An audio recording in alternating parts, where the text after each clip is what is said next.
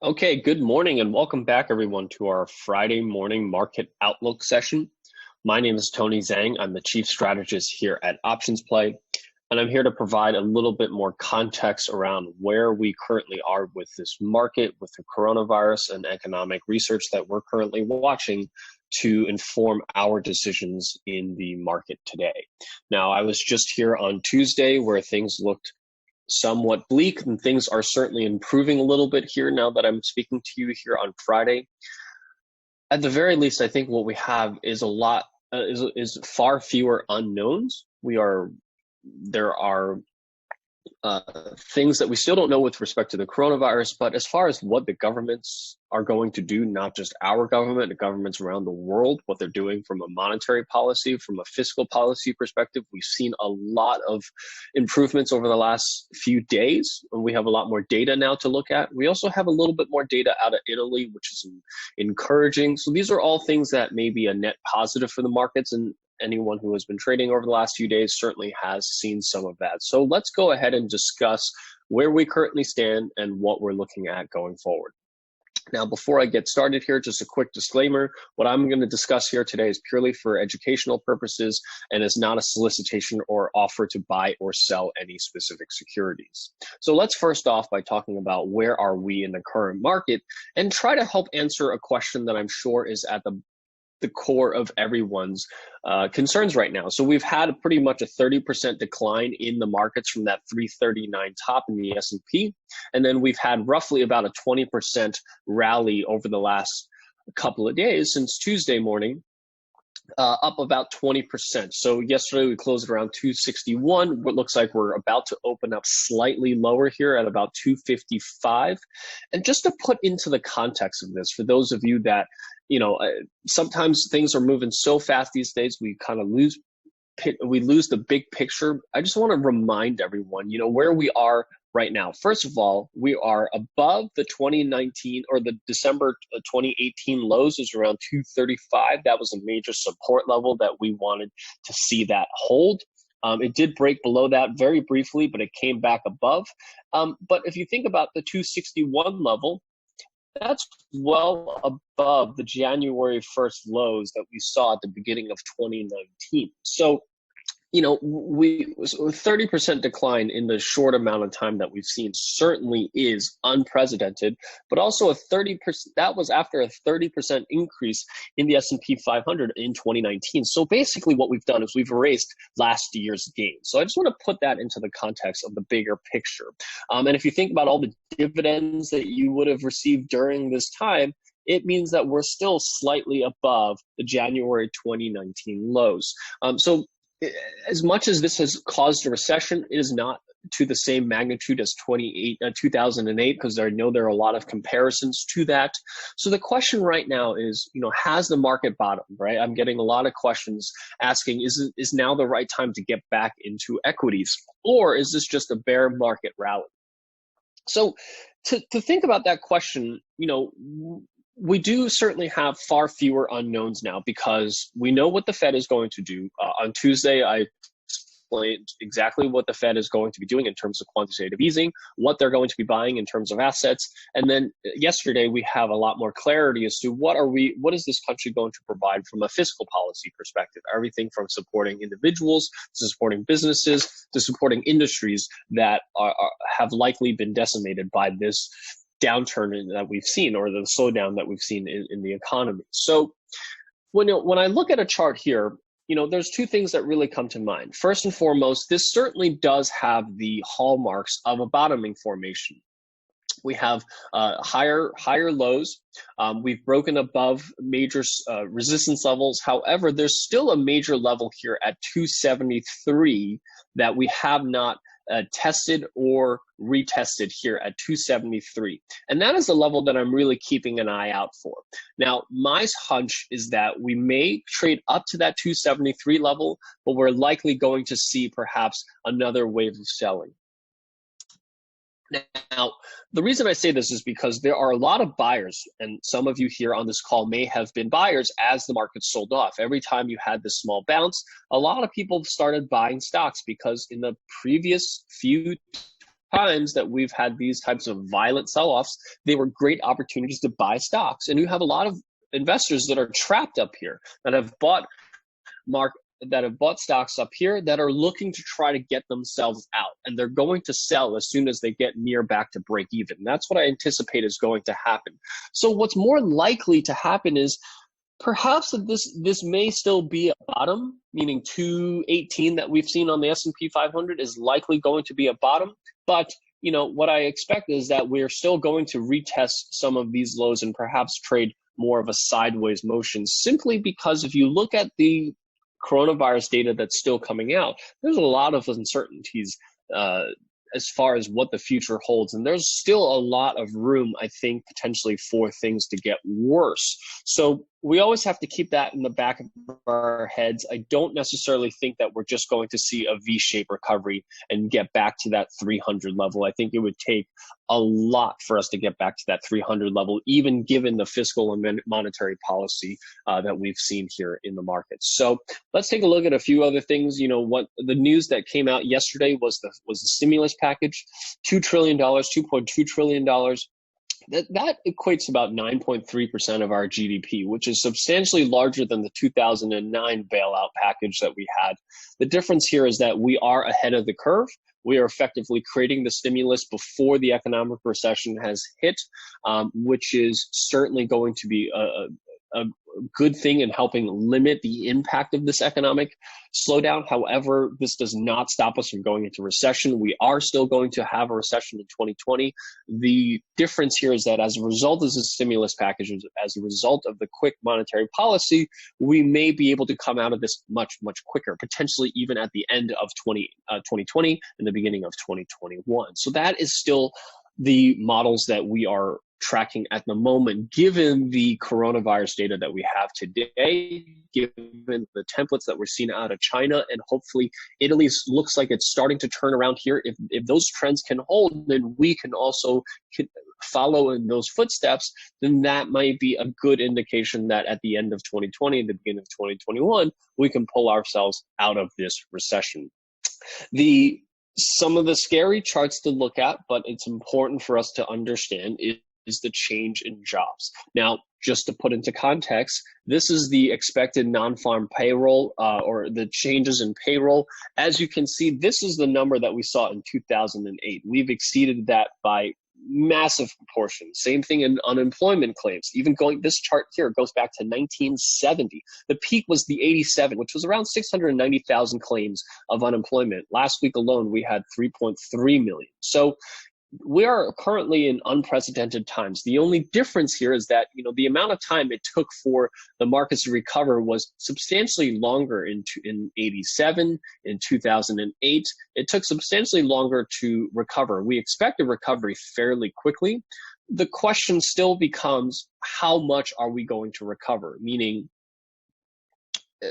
there are estimates as far as certain businesses that will likely never return back as a result of this, even if we only slow down for just a couple of months. That speaks to the high amount of debt that our country runs on, that they cannot sustain even just a few weeks or a few months of no cash flow and no revenue. And I think that's some of the things that are going to be flushed out as a result of this. And we are yet to see what that is going to look like. That is some of the uncertainties that we're currently looking at. And we are trying to look at Chinese data to give us some idea as far as what that's going to look like. The good news is that since we spoke on Tuesday, when we spoke on Tuesday, there was just the start of a potential decline in number of new deaths in Italy. And for the most part, what we've seen over the last few days has been this, at least we have not had any increases, which is certainly good, because Italy has not had more than 3 days without an increase in the number of deaths. So the fact that we now have 5 days of data that is below the peak that we had on March 21st, which I believe was Saturday, is certainly a good sign, meaning we have an idea as far as when Italy went into lockdown, which is roughly around the 6th or the 7th that weekend, and we can project out roughly how many days out before you peak, and we can then take the same data out of the US and try to get that data. The difference is that US geographically is obviously much larger. Italy predominantly had most of their cases in 2 cities. Here we have predominantly here within New York City. So we've been in lockdown here in New York City for about a week now, which is where I live. And many of you, that know Firstrade is based in New York as well. We have predominantly been in lockdown. So we're really hoping that we can follow a trend similar to Italy and project out maybe by next week, this time when we have our call, that New York is near its peak. And hopefully the week after, we can show you data that the number of deaths is starting to slow down. That would be a huge positive for the markets if we can show that we can contain this by locking down cities without the same type of forceful interventions that China had to use in their cities. So that's the positive data that we currently have here on the coronavirus. Obviously, this is not just affecting Italy and the United States. This also affects pretty much every other country on this planet, and we have yet to see how other countries are taking it. Most countries have taken the same precautions as the US in terms of locking down their countries. There are a few that stand out, like Sweden, that have chosen to take an opposite view. Hopefully in those countries, they're still able to contain it, and at the same time, by not locking it down, have a smaller economic impact to their economies. But Sweden is a relatively small country in the global economy. US, China, Japan, Germany, France are the major powers in this particular case, the UK.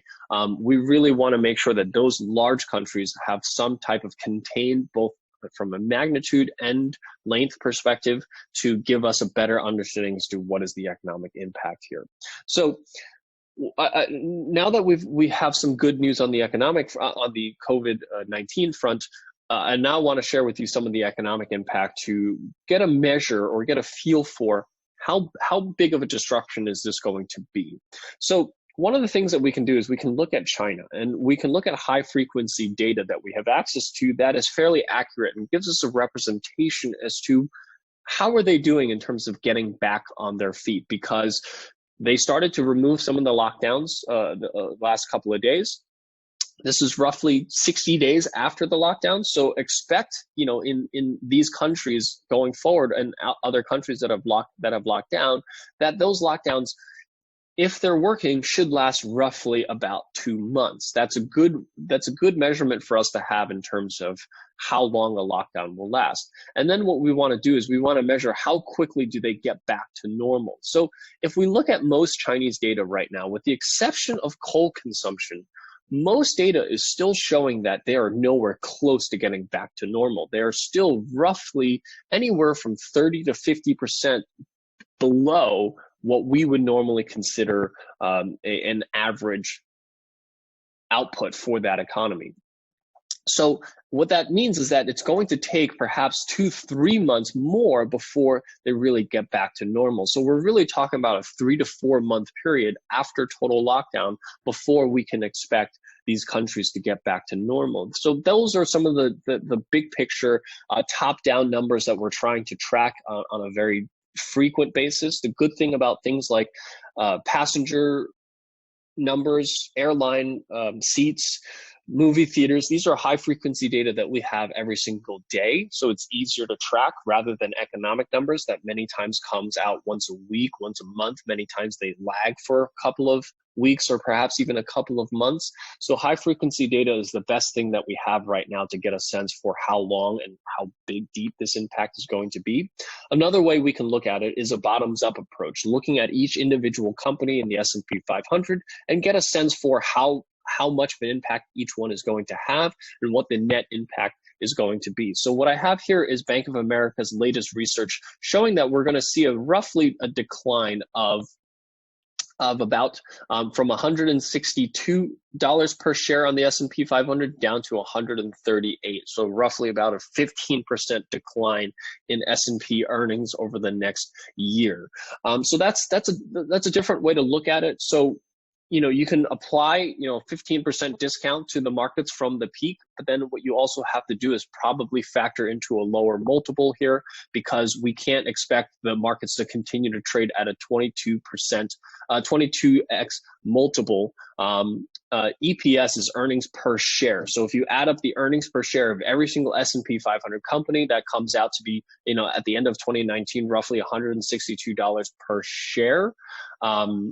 And then you multiply that by the actual S&P 500. That's how you get the S&P multiple. So number one, we're looking at about, at this point, again, this is data that's going to change fairly frequently, right? Because most companies at this point have pulled their estimates. They have pulled their guidance because they simply don't know the actual effects of all of this either. So, as earnings season kicks off in around April 23rd, April 24th, as JP Morgan and some of the first companies start to report, that's when we're going to start having our first indication. And keep in mind that that's really up to just March 31st, which doesn't really include much of the impact of coronavirus. What most of the impact what we're going to see is not until Q2. So we're expecting about a 37% decline in earnings per share in Q2. And hopefully by the end of Q4, we kind of get ourselves back to an even amount. So that's I would say, the numbers that we're currently looking at. Like I said, these are numbers that are likely going to change very drastically over the next few days, or fluctuate rather. They may not change too much, but they may fluctuate a lot. And certainly within each individual company, we expect to see a lot more fluctuation here as well. So those are some of the ways that we're currently measuring and trying to get a sense for, are we valued correctly in the current markets? Meaning, did we pull back too far? Do we not pull back far enough? But those are the numbers that we're currently looking at. And lastly, I want to leave you with one piece of information. A lot of people have been asking us this question, and we've kind of started to talk about liquidity on our last call. Liquidity currently has been improving for options trading, but it's still far from normal. And a lot of people have been asking us, how do we know, which symbols are liquid? So what we did is we provided this link to everyone, and I'm going to post it into the chat window. It's just trade.optionsplay.com/liquidity.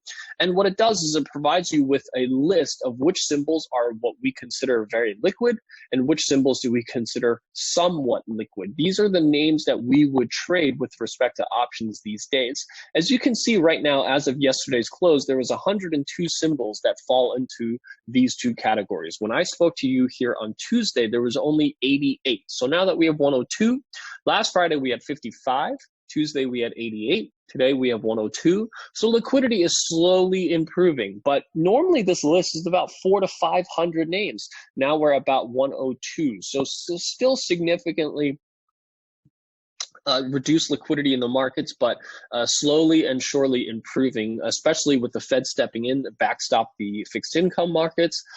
With volatility coming down a little, this is really what's driving the markets. And just to point you guys towards a few different notable stocks to look at, as I was saying, right now we see all these pockets, meaning gaps that the markets gap down on.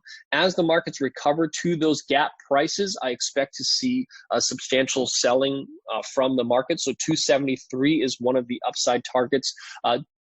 Markets are opening up a little lower here around 254 today, which was near yesterday's. We traded around 254 yesterday. So this certainly is not a hugely negative day. I think the market also needs a breather after moving 20% higher in just 2 days. So I expect that what we're going to see is some selling, perhaps a revisit up to 273.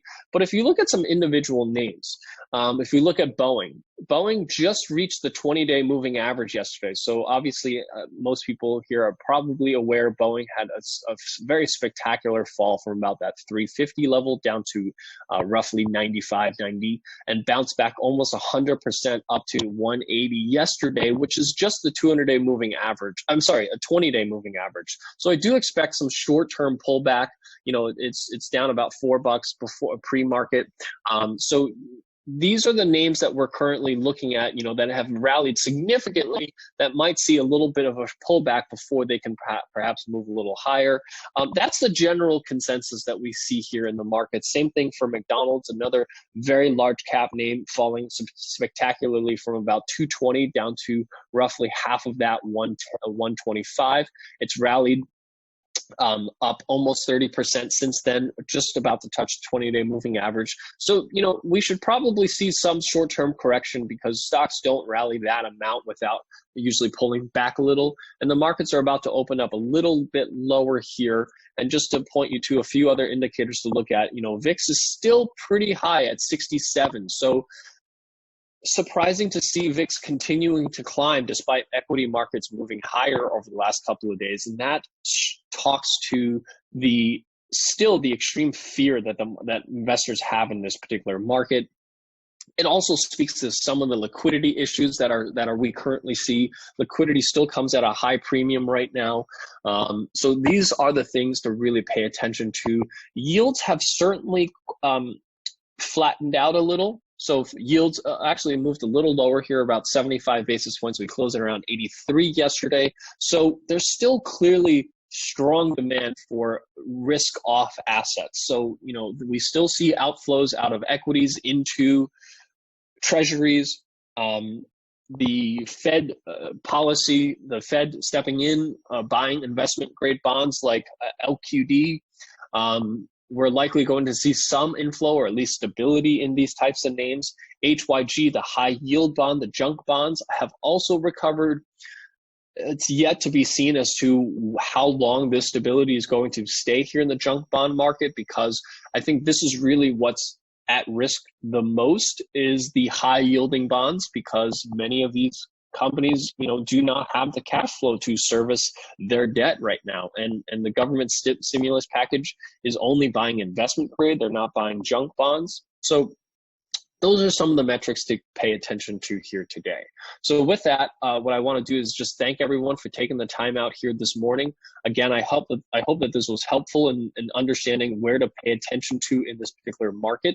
And at this point, what I'll do is I'll open this up I have a few minutes that I can answer some questions or look at some symbols that you want me to take a look at. So please, if you can bring up your chat window, please type in any questions or any symbols you might want to take a look at. I have about 4 minutes here to answer some questions. Hem is asking for MU. So MU is in the semiconductor space, certainly one of the stronger sectors. I will say that I'm really surprised that some of these semis are back at these December prices. Pretty much there's not many sectors that are back near its 2019, late 2019 levels. Same thing with NVDA, back at basically December, January, February prices. I will say that I'm a little shocked that they're at these prices. Simply if you look at what is likely going to be economic demand, and this speaks to the same problem that China is currently facing. Now that they're ready to get back to work, the rest of the world is shut down. There's a lot of Chinese factories that want to start producing goods that the rest of the world simply is not in the process of buying right now. And these semiconductors, a lot of these companies that produce semiconductors rely on this type of demand that I don't think is necessarily there. So I'm a little surprised that these semis are trading so high. I'm not sure that I'm going to go out and short them, but that's my view on that. Oxy, I really think that and it's crazy to try to touch energy right now. The crude, pretty much any type of U.S.-based provider outside of the major companies like Exxon and Halliburton cannot possibly, they're losing $10, $15 a barrel selling at these types of prices. So I really would stay away from energy. I'm very surprised that energy bounced as much as it did along with the markets, because I don't expect crude prices to increase at any point. not only have we increased production and continue to pump at the rates, but we know that there's going to be a huge decrease in demand for crude as the entire airline industry is shut down. They use about 10% of the oil in this globally. That's entirely shut down. There isn't a good sign as far as when they're going to turn back on, and we're continues to pump oil. So I really would try to stay away from oil companies, in my opinion. JPS, I'm not sure what company that is. I don't know anything about that. So unfortunately, I don't really have much to comment. MasterCard.